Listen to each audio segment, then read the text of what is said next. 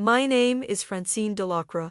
I'm 83 years old, and what I'm about to tell you happened on what should have been the happiest Mother's Day of my life, but instead became the moment I finally said, enough. Picture this: an elegant French restaurant in San Francisco, white tablecloths, crystal glasses catching the afternoon light. My son, Bradley, 55 years old, CEO, worth $25 million, sitting across from me with that smile. You know, the one. The smile that says he's about to do you a favor you didn't ask for. My daughter Clara next to me, quiet as always, her teacher's salary dress looking modest next to her, sister-in-law's designer, everything. And then Bradley asks, loud enough for nearby tables to hear, "Mom, do you like those $5,000 Clara gives you every month?" Must be comforting to have someone taking care of you financially.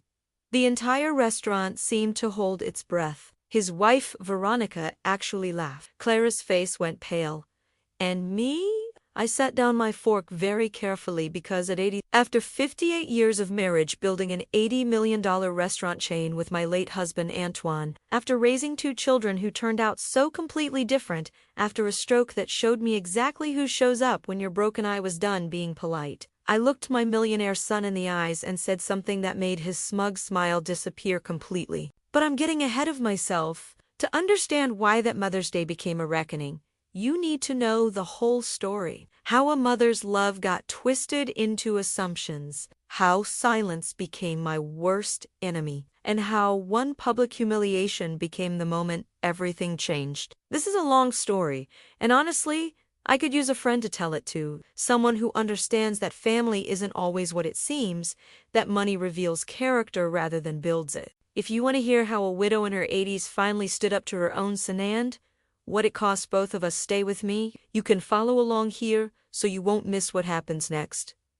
Because what I said in that restaurant, that was just the beginning. That Mother's Day confrontation happened 3 months ago, but to understand why I finally exploded, I need to take you back to when the cracks first started showing. When I was still making excuses for Bradley, still believing that my successful son was just busy, not cruel. It started 6 years ago when Antoine died. My husband and I had been married for 58 years. We built Delacroix Bistro from nothing, started with one tiny restaurant in Napa Valley in 1967, grew it to a chain of 12 locations across California. French cuisine, real French cuisine, none of that fusion nonsense. Antoine was the chef. I managed everything else. For 42 years, we worked side by side, 16-hour days, barely taking vacations, pouring everything into those restaurants. When we sold the chain in 2017, we got $18 million. After taxes and fees, we split it carefully, $6 million to Bradley, $6 million to Clara, and we kept $6 million for our retirement. Fair? Equal? The way parents should do it? Antoine died 2 years later, heart attack in his sleep. 79 years old, gone just like that. The man I'd spent my entire adult life with, my partner in everything, just gone. I was 77 and suddenly alone. Bradley came to the funeral, of course, gave a beautiful eulogy about what a great father Antoine had been, how he taught him about business and integrity. I remember watching him speak and feeling grateful that at least my son appreciated his father. He wore an expensive black suit, stood tall and confident, made all the right gestures of grief. Clara fell apart. She took 2 weeks off from teaching, stayed at my house, helped me sort through Antoine's things. We cried together, going through his chef's jackets, his recipe notebooks written in French, the photos from our first tiny restaurant. She made sure I ate, made sure I slept, made sure I wasn't alone in that big empty house. The first crack appeared about 3 months after the funeral. Bradley called me, which was already unusual because he usually texted.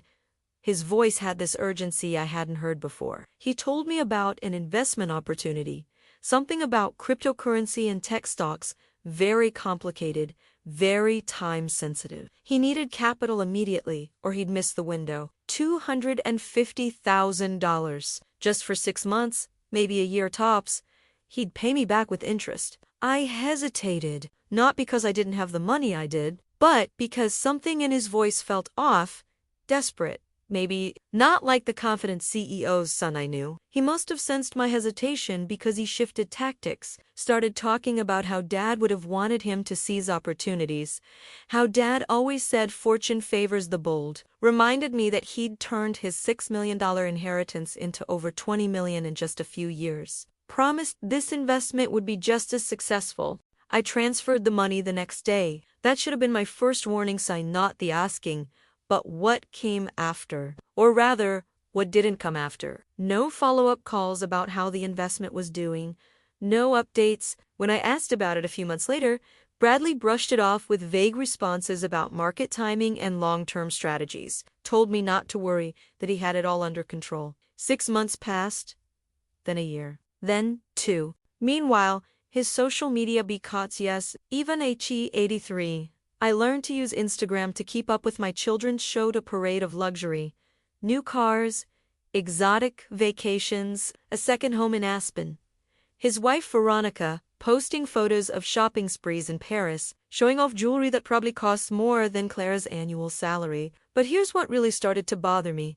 The thing that kept me awake at night, Bradley's visits dropped off completely. In the first year after Antoine died, he came to see me maybe 4 times. Always rushed, always checking his phone, always with some excuse about meetings or flights to catch. The second year, twice. Last year, before my stroke, just once, and that was only because he was in the area for a business dinner. Clara, meanwhile, came every Sunday, brought groceries, cooked dinner, sat with me, watching old movies. Never made it feel like obligation. Just showed up because she wanted to. I started noticing other things too. Small things that individually meant nothing, but together painted a picture I didn't want to see. Like how Bradley always steered conversations away from family and toward his accomplishments. How he never asked about my health, my life, what I needed. How his gifts on my birthday and Christmas were expensive but impersonal gift cards, fancy bath products still in their packaging from some store assistant who picked them out. Clara gave me framed photos, handwritten letters, things she made herself, the real crack. Though the one that started to break my heart came about 8 months before that Mother's Day confrontation. I called Bradley because I was feeling particularly lonely. It was Antoine's birthday, and I just wanted to talk to someone who remembered him, who missed him too. Bradley answered after 4 rings, and I could hear background noise music, people laughing. He told me he was at a networking event. Could he call me back later? He never did. I sat in my house that night, looking at photos of Antoine, remembering when our kids were small and Bradley used to call his father his hero, wondering when exactly my son had become someone who forgot to call his mother back on his dead father's birthday. That's when I started to understand something painful. My son hadn't become this person. He probably always was. I just hadn't wanted to see it. But I still wasn't ready to face it fully. Not yet. That would take something much worse than a forgotten phone call. 2 years ago, on a Tuesday morning in March, I woke up and couldn't move my left side. I remember lying in bed, trying to lift my arm, trying to call out, but my mouth wouldn't form the words properly. The left side of my face felt numb, heavy, like it belonged to someone else. Terror flooded through me, the kind of terror that's primal, beyond thought. I was 81 years old and alone in a house that suddenly felt enormous, and I couldn't even reach the phone on my nightstand. I don't know how long I laid there. Could have been 20 minutes, could have been an hour. Time loses meaning when you're that afraid. Eventually, I managed to roll myself toward the edge of the bed, use my right arm to drag myself inch by inch toward my cell phone charging on the dresser. It took everything I had. I called 911. The operator had trouble understanding me. My words came out slurred, garbled, but she stayed on the line, kept me calm, sent the ambulance.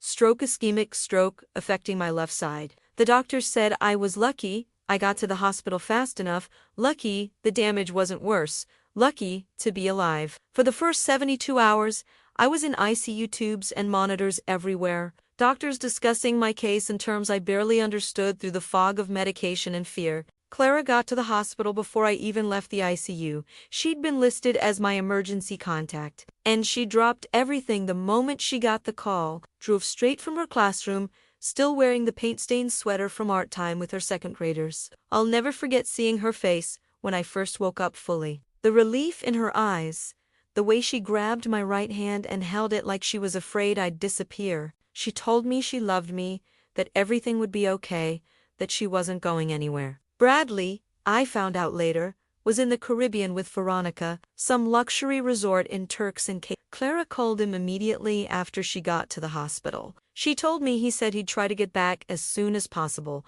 that he was sure I was in good hands. He called me 3 days later.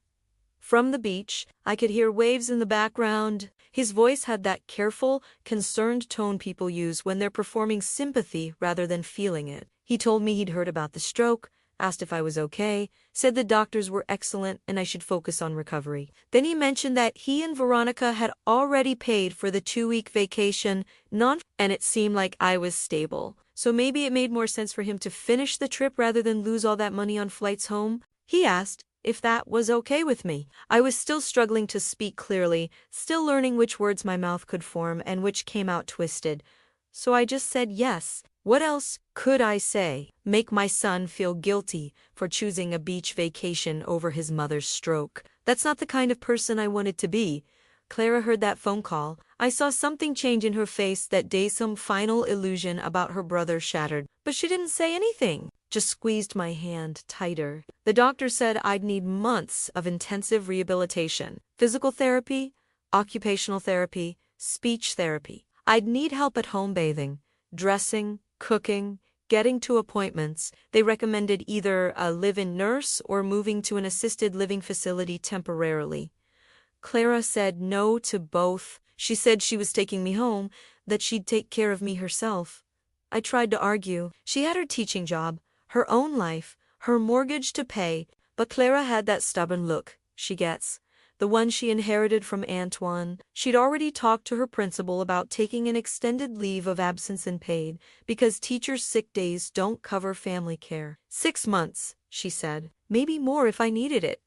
6 months of no salary, that's $24,000 a teacher loses. $24,000 my daughter sacrificed without hesitation while my millionaire son sent flowers to my hospital room from an online florist. Clara moved into my guest room the day I came home from the hospital. For the next 6 months, she became everything: nurse, therapist, cook, companion, cheerleader. She woke up at 5 a.m. to help me with my morning exercises before her physical therapy sessions started. She relearned how to cook all of Antoine's recipes so I could have the comfort foods I loved. She sat with me through the frustrating, humiliating process of relearning basic tasks I'd done automatically for 81 years. There were dark days. Days when I couldn't button my own shirt and wanted to give up.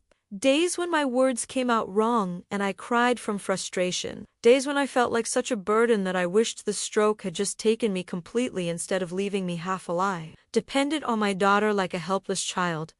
Clara never once made me feel like a burden, never once acted like she resented the sacrifice. She told me stories about her students, made me love, reminded me why I wanted to keep fighting. Bradley visited once during those 6 months.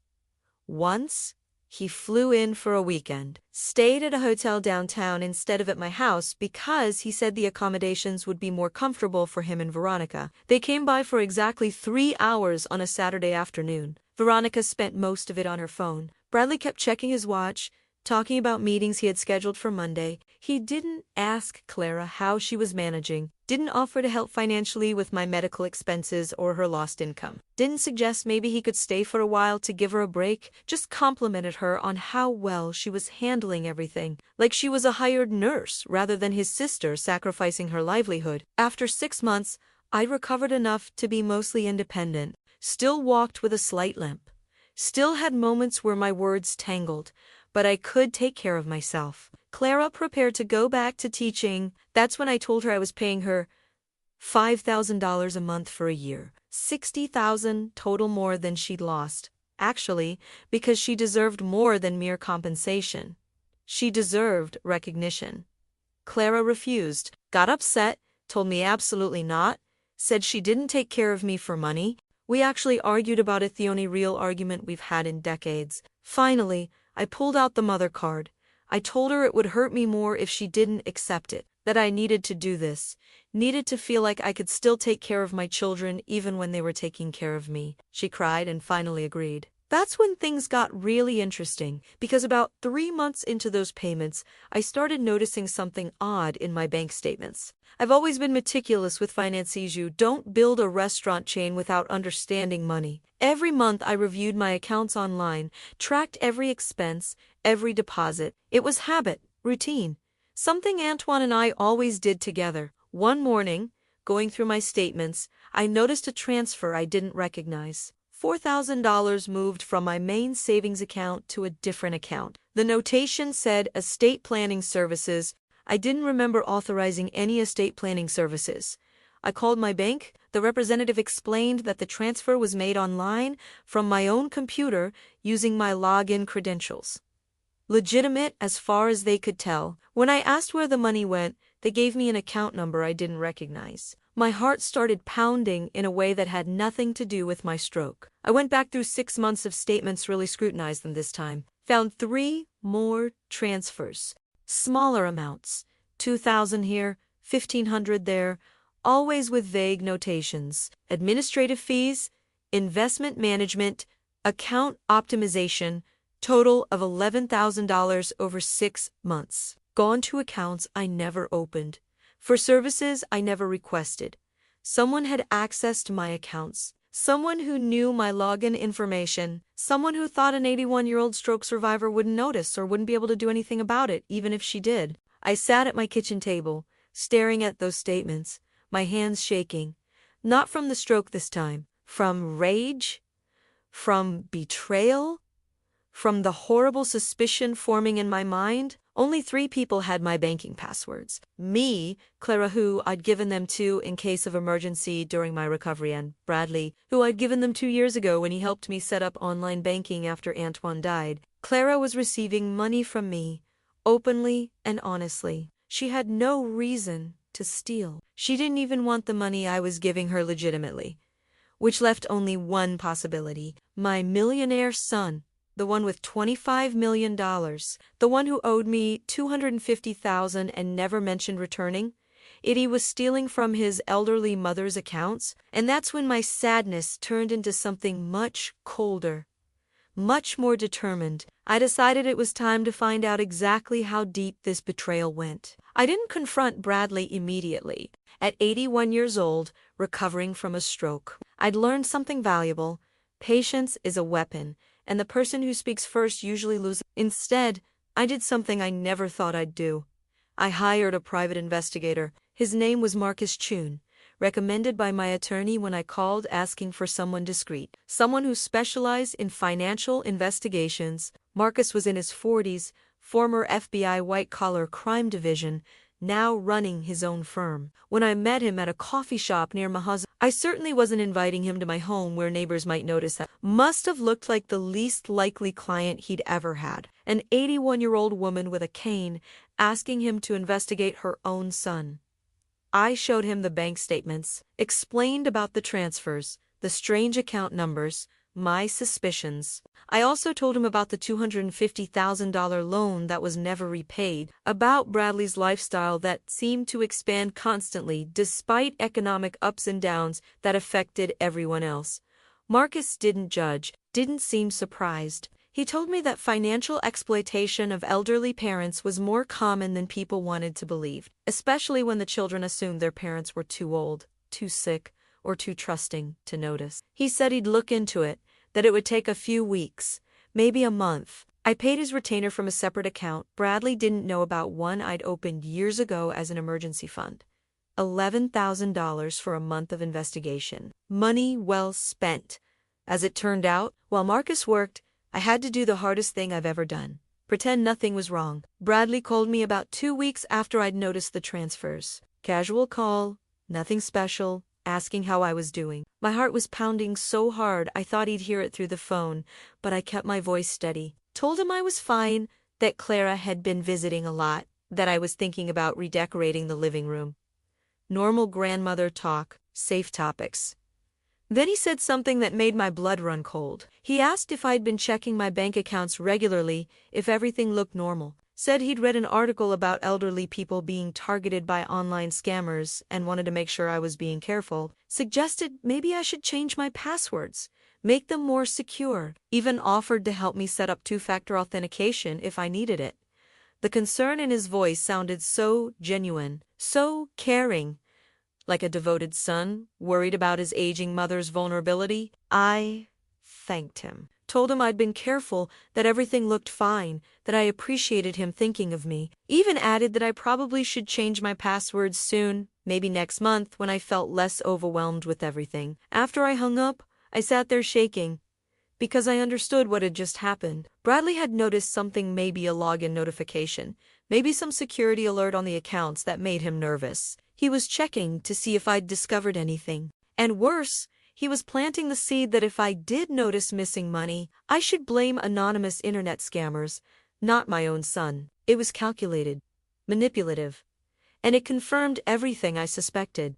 3 weeks later, Marcus called me, said he had information and wanted to meet in person. The way his voice sounded careful, almost apologetic, told me it was bad. We met at the same coffee shop. Marcus brought a folder thick with documents, bank records, transaction histories, business filings, credit reports. He'd done thorough work. The transfers from my account, he explained, went to a shell company registered in Delaware. The company had no employees, no office, no apparent business activity except receiving periodic deposits. Bradley was listed as the managing member. Over the past 3 years, not 6 months like I'd initially found, but 3 full years, a total of $67,000 had been quietly moved from my accounts to his shell company.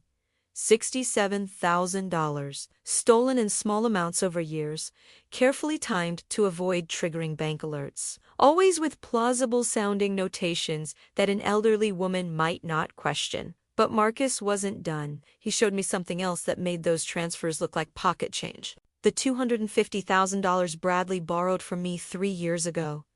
There was no investment, no cryptocurrency, new tech e-stocks, no business opportunity. Marcus had tracked the money. It went directly into Bradley's personal accounts and was immediately used to cover existing debts. Credit cards maxed out, a home equity loan payment that was 3 months overdue, a margin call on his stock portfolio. My successful, wealthy son, the one who claimed to have turned $6 million into $25 million, had been drowning in debt. The investment story was a complete lie. He'd used my money to keep his house of cards from collapsing. And there was more. Marcus had pulled Bradley's business records, his company's financial statements that were public record for shareholders. The tech company Bradley was so proud of being CEO of, it was hemorrhaging money, had been for 2 years. The only thing keeping it afloat was Bradley's personal investments that were increasingly leveraged, borrowed against, mortgaged to the hilt. The mansion, the Tesla, the Aspen vacation home, Veronica's shopping sprees, all of it was financed. Borrowed, leveraged against assets that were themselves borrowed against other assets. My son was a millionaire only on paper, and that paper was starting to burn. Marcus told me something I'll never forget. He said that in his experience, people who steal from their elderly parents fall into 2 categories: the desperate who have no other choice, and the entitled who think they deserve it. Bradley, he said, was somehow both, desperate to maintain an image of success, entitled enough to think his mother's money was essentially his anyway, since he'd inherit it eventually. Why wait for an inheritance?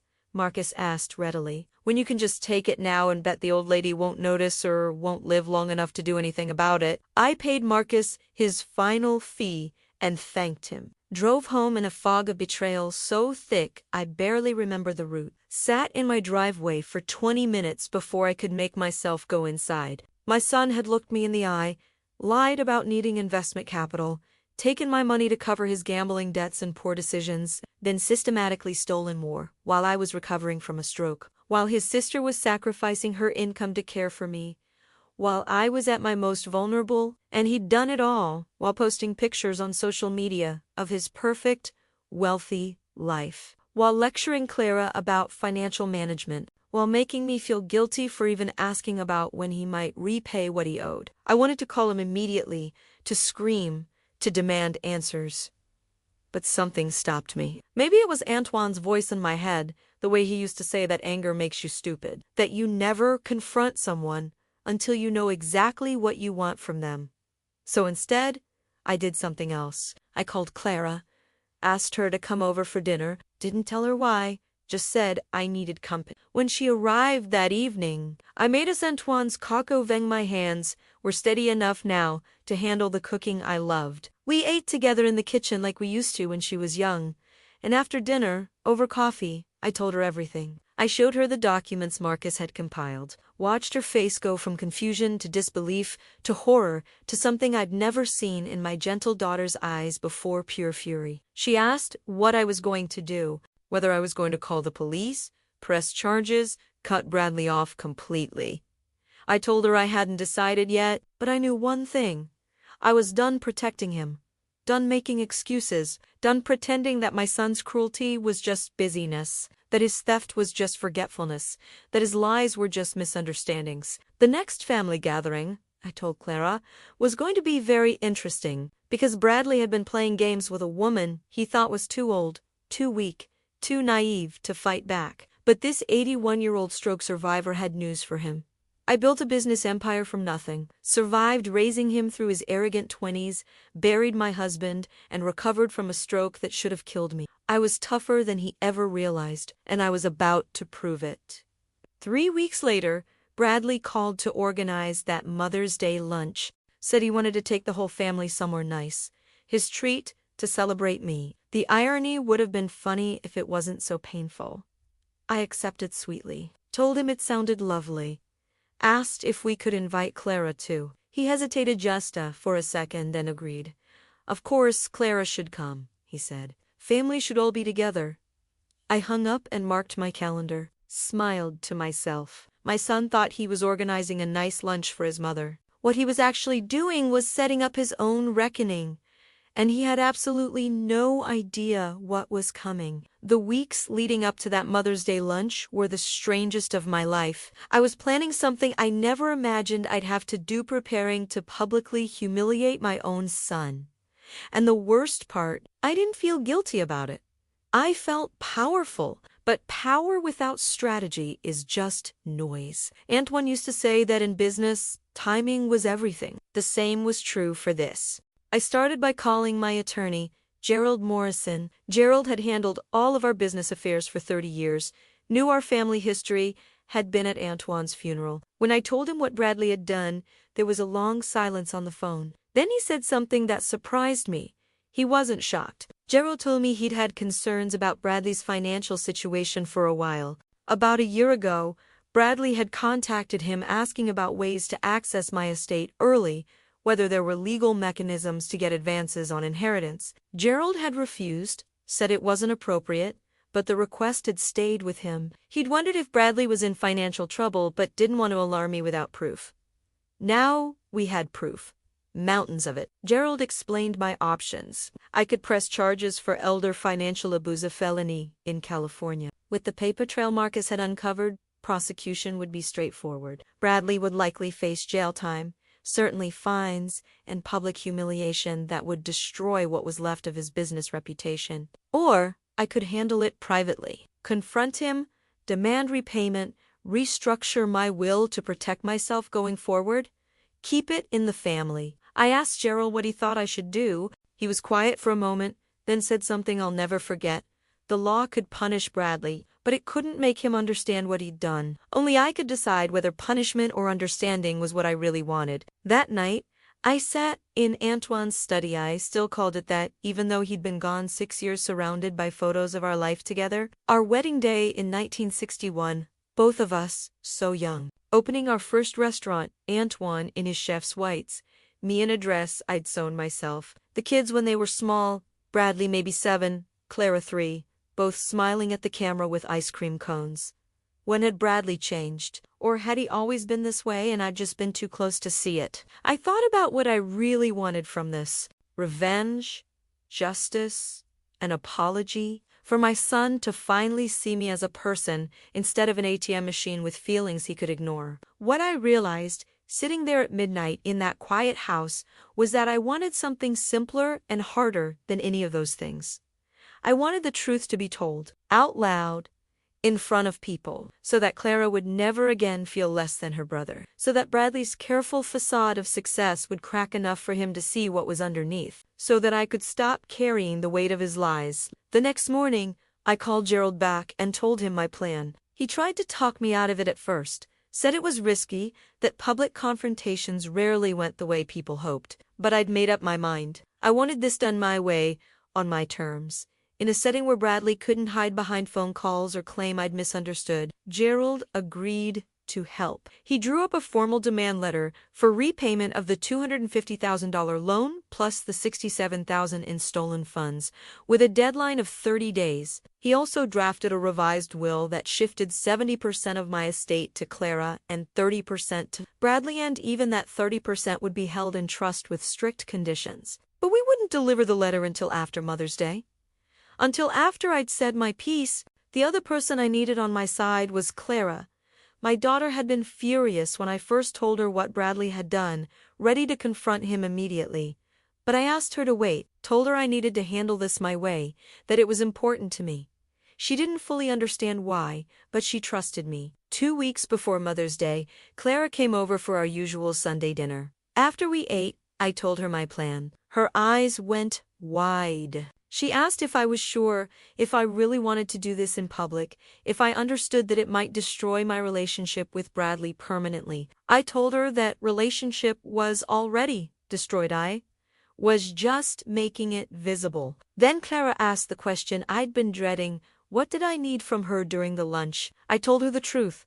I needed her to be herself, honest, kind, maybe mention something about money being type B, 'cause Bradley couldn't resist the opportunity to feel superior. I needed him to create the opening I'd walk through. I needed him to hand me the rope he'd hang himself with. Clara looked uncomfortable with the idea of being bait, but she understood. She'd watched Bradley condescend to her their entire lives. One more time wouldn't kill her, especially if it meant finally setting the record straight. The week before Mother's Day, Bradley called to confirm the details. He'd made reservations at Le Rivage, one of the most expensive French restaurants in San Francisco, said he'd booked a table with a view, told them it was a special occasion. His voice was so cheerful, so pleased with himself for organizing this nice gesture. I thanked him warmly, told him how much it meant to me that he was making the effort, asked what time we should arrive. His saiji, noon, lunch service, when the restaurant would be full but not chaotic. Perfect visibility, maximum audience. He was literally arranging the stage for his own downfall and didn't even know it. After I hung up, I went to my closet and picked out what I'd wear. A burgundy dress that Antoine had always loved, pearl earrings he'd given me for our 40th anniversary. I wanted to look like myself, not frail, not confused, not like someone who could be dismissed as a senile old woman having delusions. I practiced what I'd say, wrote it down, revised it, memorized it. Practiced keeping my voice steady, my words clear. The stroke had left me with occasional speech difficulties when I was tired or stressed, and I couldn't afford to stumble over my words at the crucial moment. Clara came over 3 days before Mother's Day.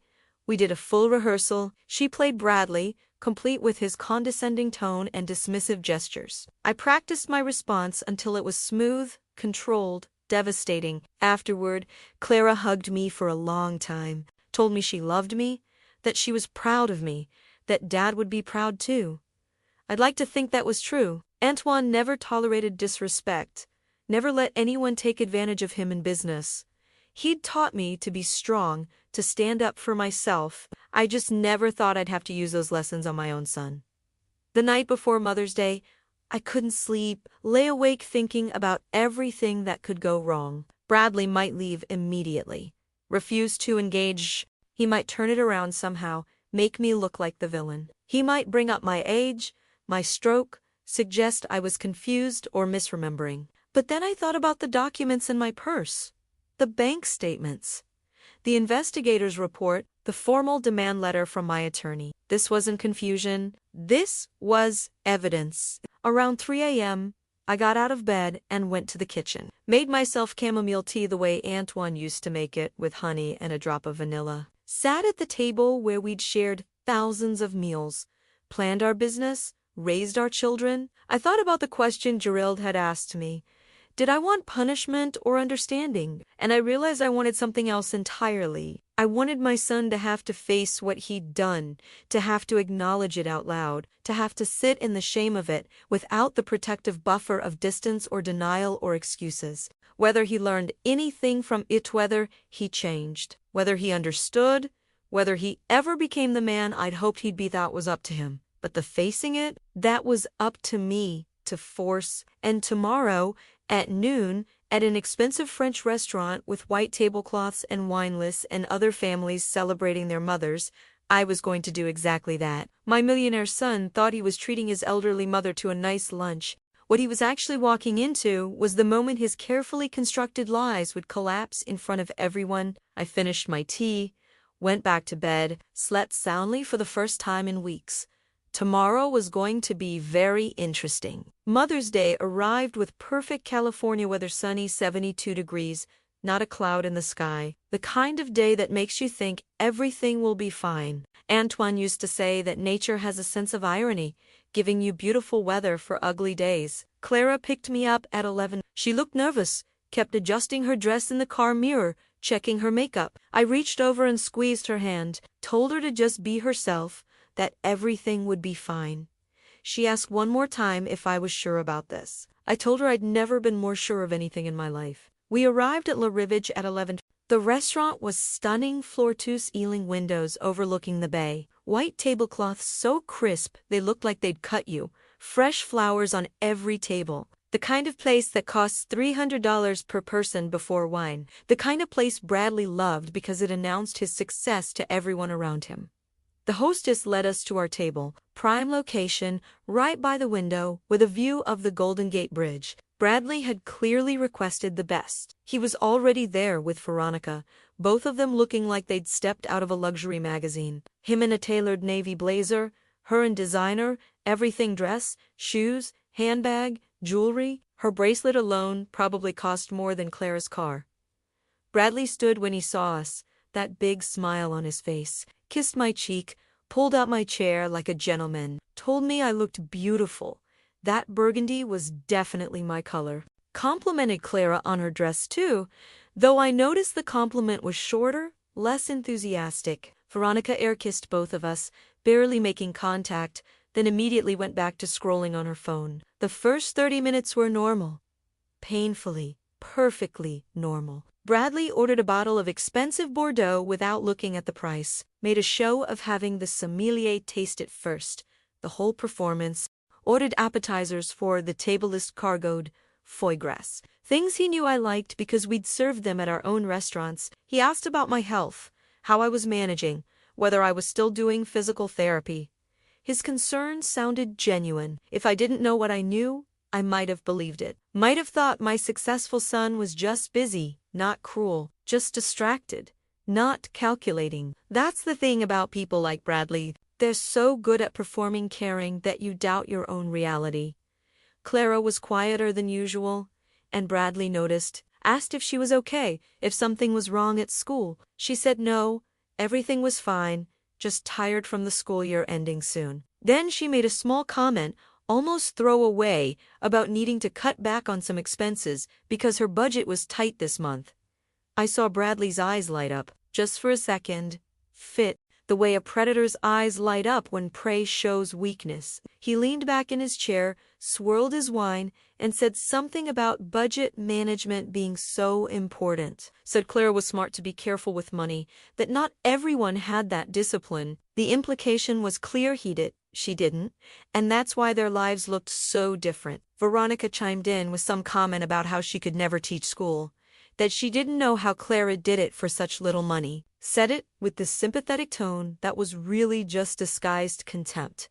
Clara's face went red. She started to say something, then stopped herself.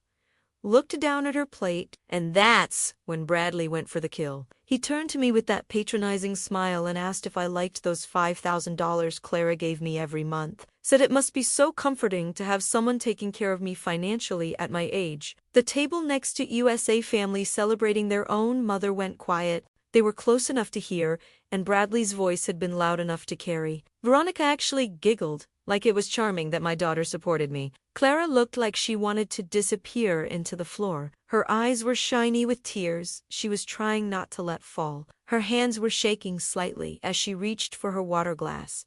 This was the moment, the perfect, horrible moment I'd been waiting for. I set down my fork very carefully. The sound of silver on porcelain seemed loud in the suddenly quiet space around our table. I took a breath, felt my heartbeat, steady, not racing with anger but calm with purpose. I looked at Bradley, really looked at him, at this 55-year-old man who'd come from my body, who I'd nursed through childhood illnesses and celebrated at every milestone, who I'd given $6 million in every advantage I could provide. This stranger wearing my son's face.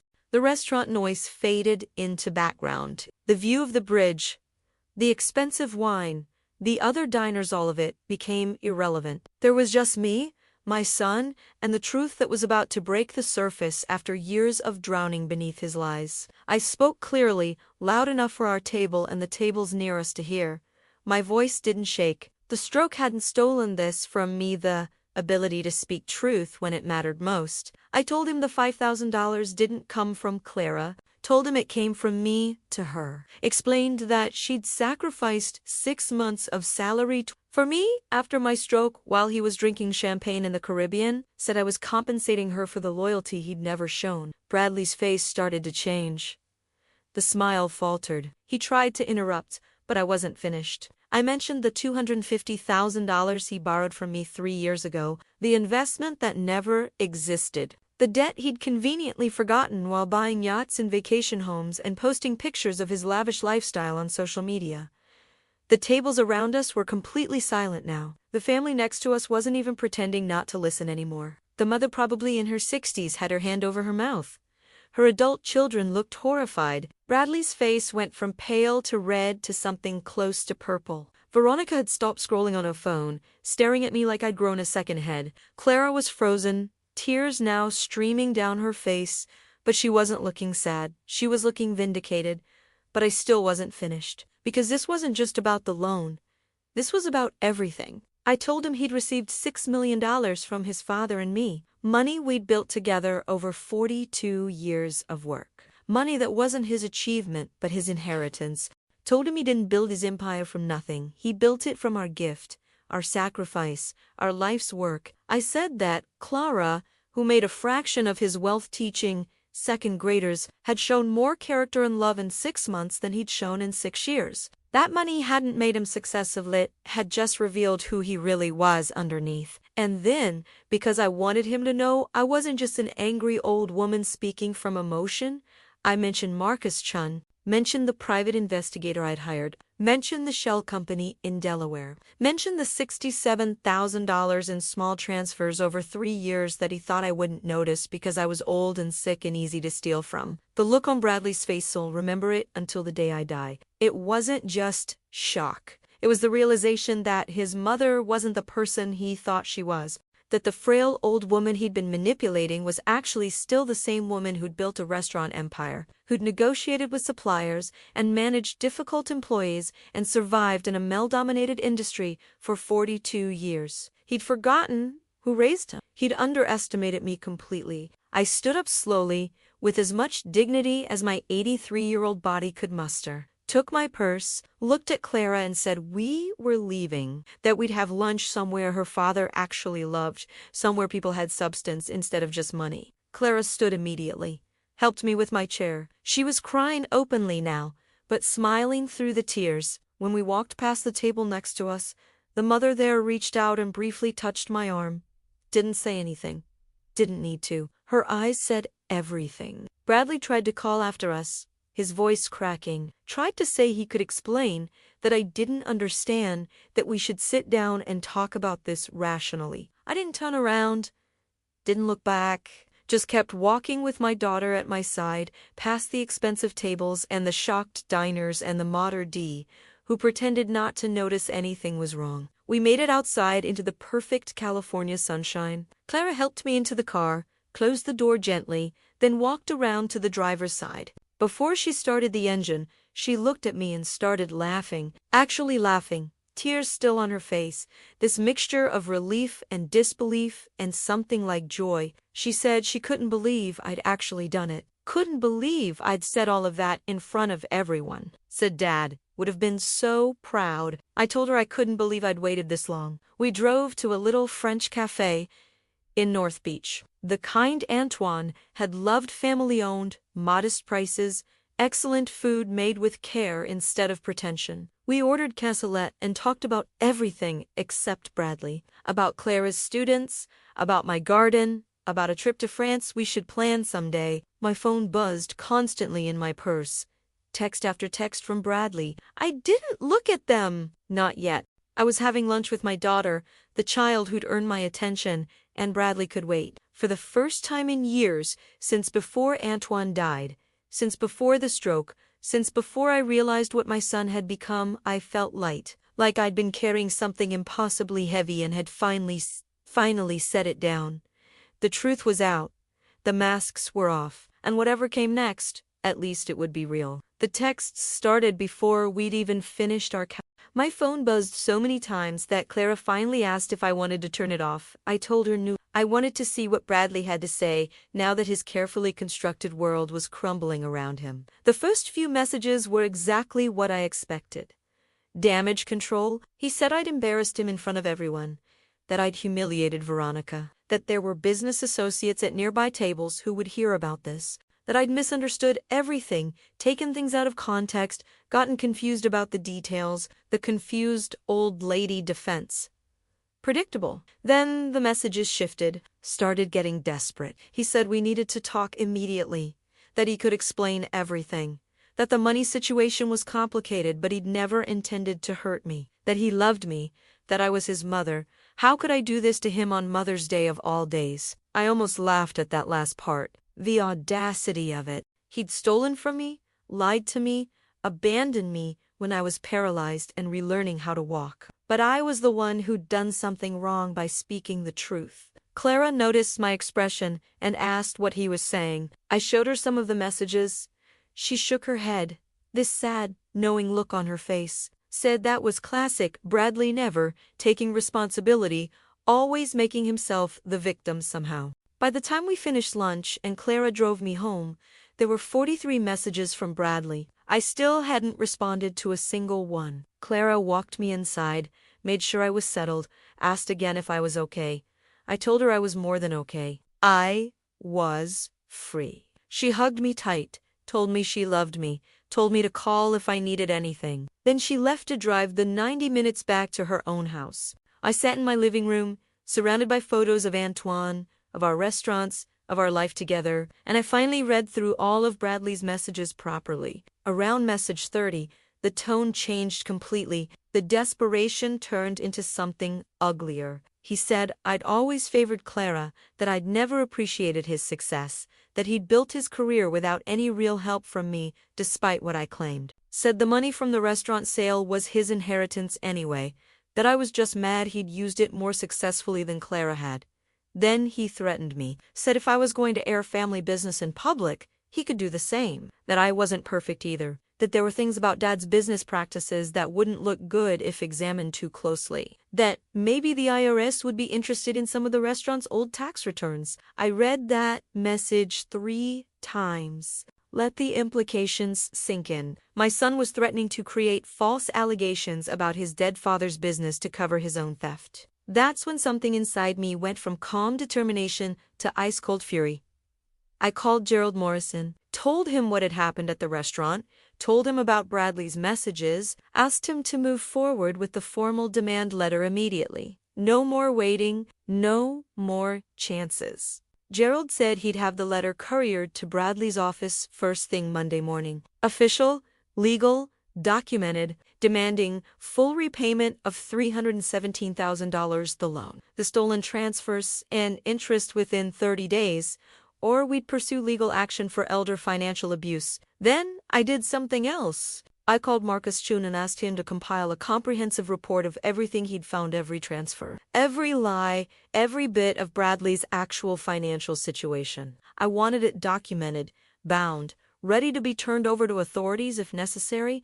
Marcus said he'd have it ready within a week. Asked if I was sure I wanted to go this far, that once you involve lawyers and create official records, there's no going back. Family relationships rarely survive that kind of formalization.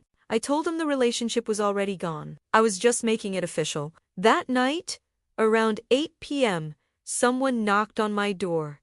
Loud, insistent pounding. I looked through the peephole and saw Bradley standing on my porch. His tie was loosened, his hair messy like he'd been running his hands through it. He looked like he'd aged 5 years in 5 hours. I didn't open the door. Called through it that we could talk through lawyers, that I had nothing to say to him right now. He started pleading, said he'd driven straight here from the city, that we needed to talk face to face, that he could fix this if I'd just let him explain. His voice was cracking, desperate in a way I'd never heard before. Part of me, the part that had rocked him as a baby, that had nursed him through childhood fears, that remembered him as a little boy who cried when his goldfish died, that part wanted to open the door, wanted to hear him out, wanted to believe there was some explanation that would make this all make sense. But I'd spent too many years listening to explanations that turned out to be lies. Too many years making excuses for behavior that was inexcusable. Too many years being the understanding mother while he became increasingly entitled and cruel. I told him to leave or I'd call the police. The pounding stopped. Through the peephole, I watched him stand there, hands pressed against my door like he could push his way back into my good graces through sheer will. Then he stepped back, and I heard something that surprised me. He was crying, actually crying, these harsh, gasping sobs.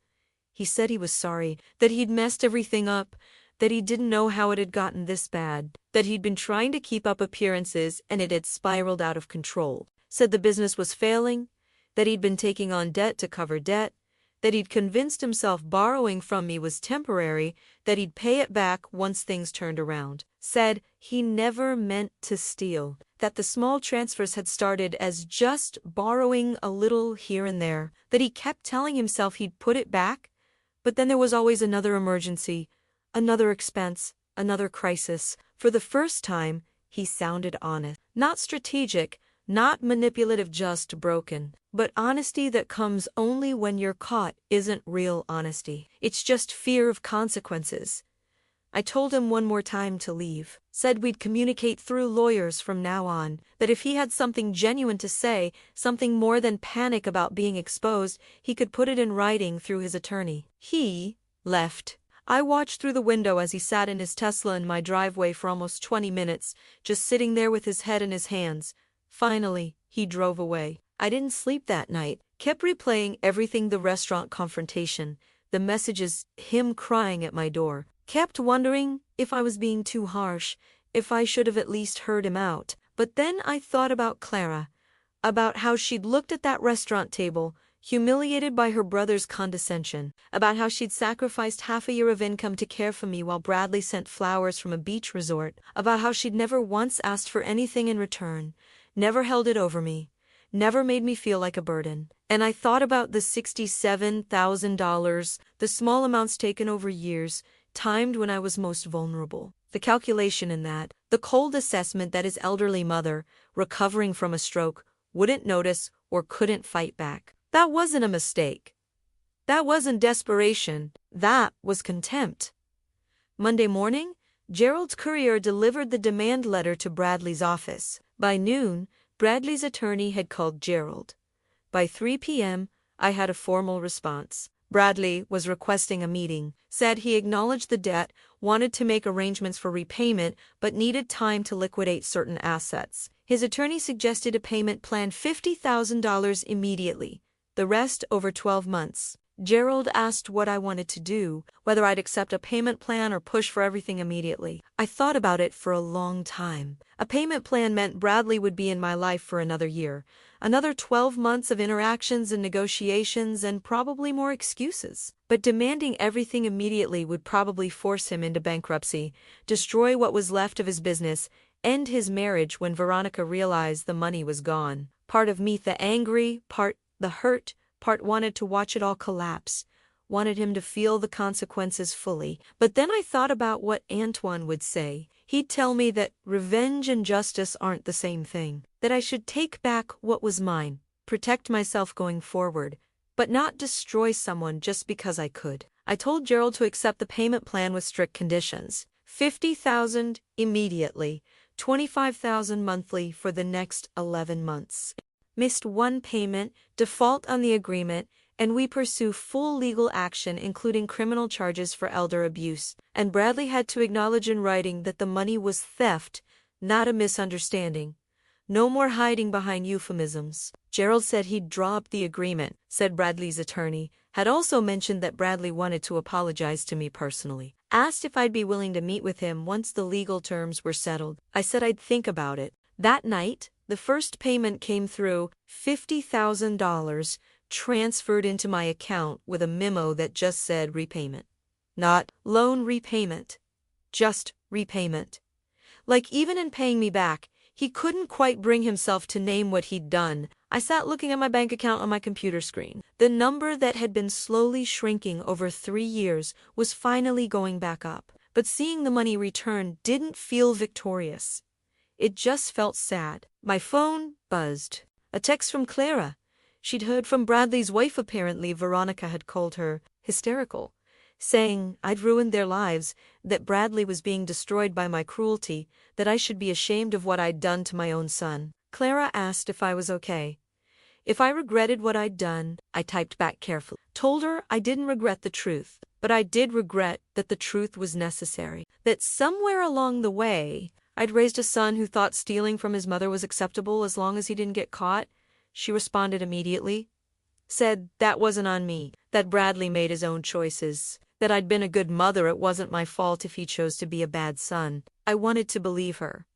But every parent wonders, don't they? Where the breaking point was, what they missed, whether there was a moment when intervention could have changed everything. I looked at the photos on my wall. Bradley at 7, gap-toothed, and holding a trophy from Little League. Bradley at 22 graduating college, Antoine and me on either side of him, beaming with pride. Bradley at 30, opening his first business office, asking us to cut the ribbon with him. When did that boy become this man? And had I been looking the other way the whole time? These were questions that $50,000 couldn't answer. 3 months have passed since that Mother's Day lunch. 3 months since I stood up in that restaurant and finally told the truth. And I want to tell you what happened after because the ending isn't what you might expect. Bradley made every payment on time. $50,000 immediately.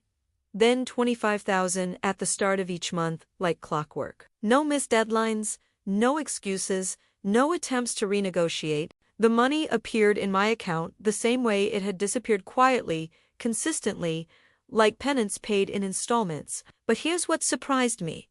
Along with the third payment, there was a letter, an actual handwritten letter, not an email or a text. Bradley's handwriting, the same messy scrawl he'd had since childhood.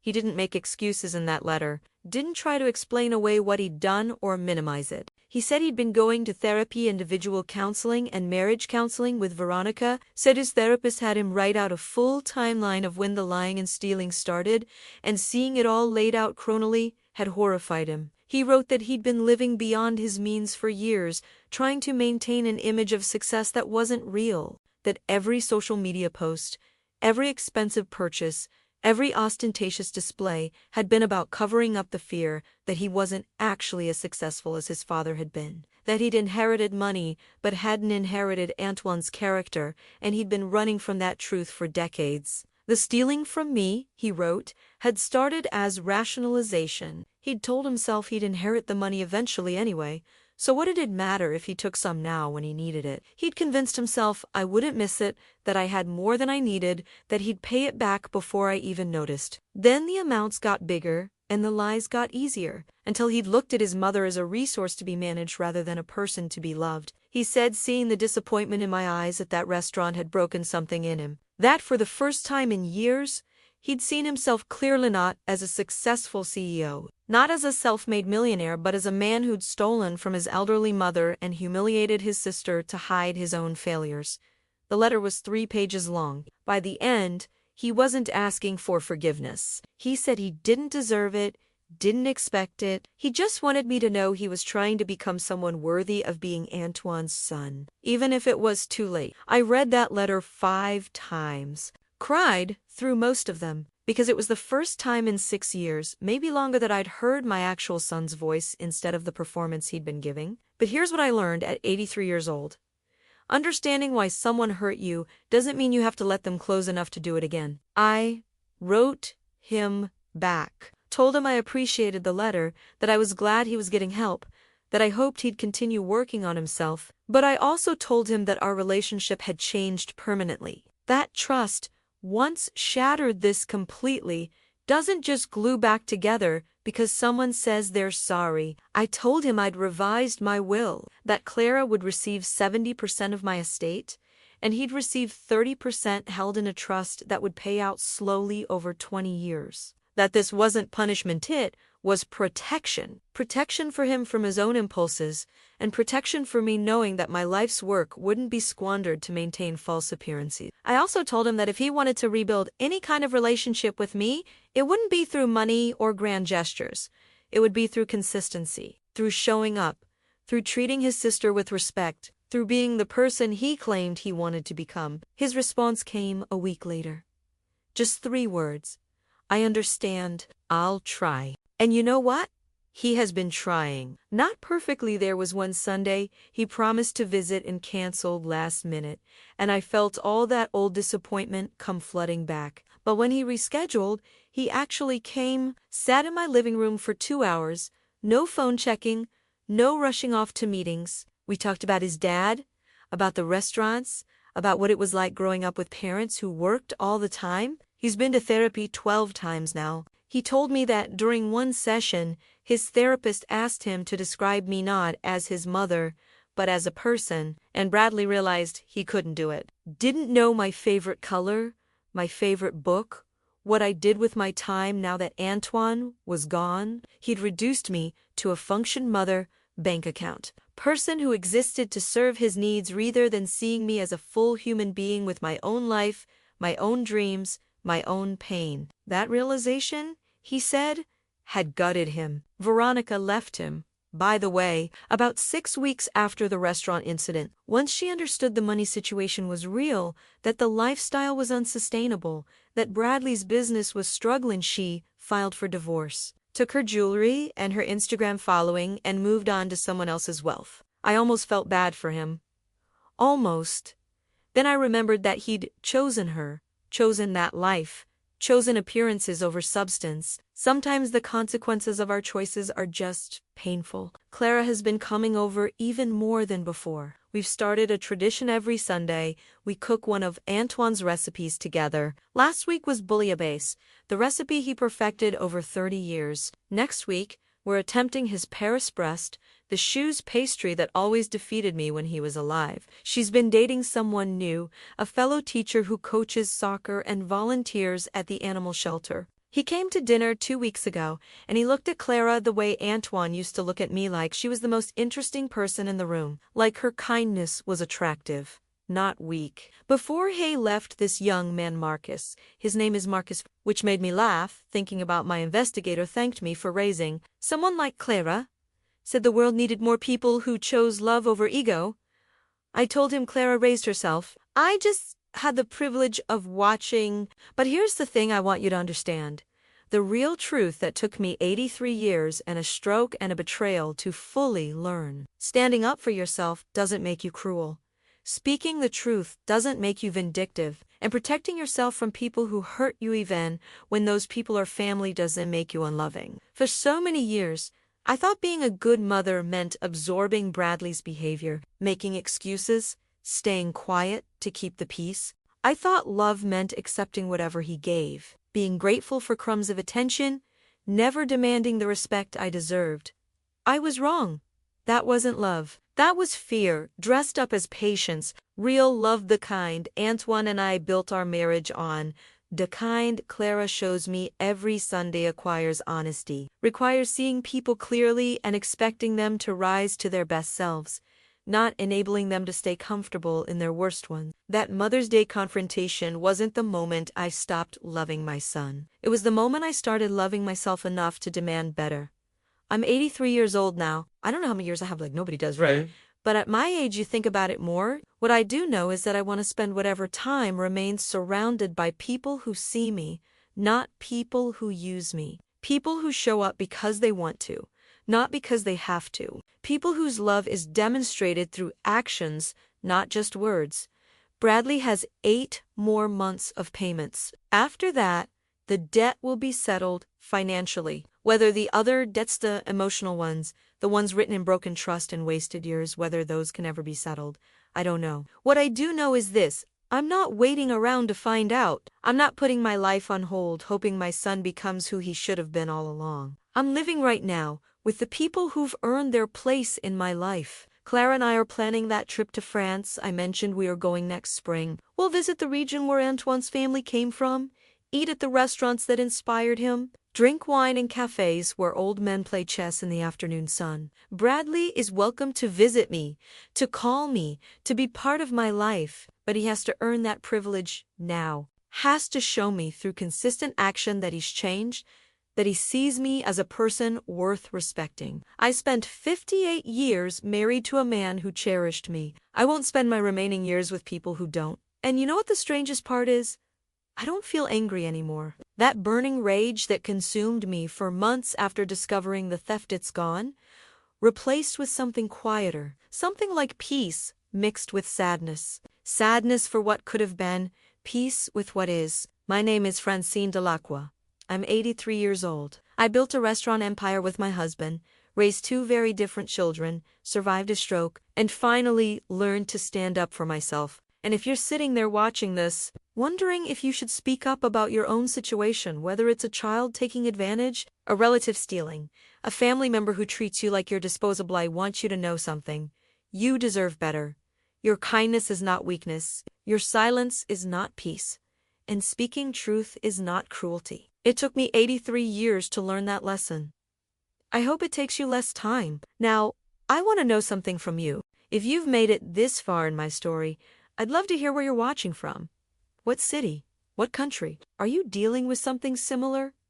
Leave a comment and let me know. It helps to know we're not alone in these struggles. And if you want to follow more stories like mine, stories about standing up, speaking truth, and reclaiming your dignity, no matter your age, subscribe to this channel, because everyone deserves to be heard. Everyone deserves to be valued, and sometimes it takes another person's story to give you the courage to change your own. Thank you for listening to mine. Thank you for being here with me through this whole messy, painful, necessary journey. My husband Antoine used to say that the best revenge is living well. I'm not sure about revenge anymore, but living well. Living honestly, surrounded by love that's real instead of performed, spending my days with people who see my value, that, I know for certain, is the best ending I could ask for.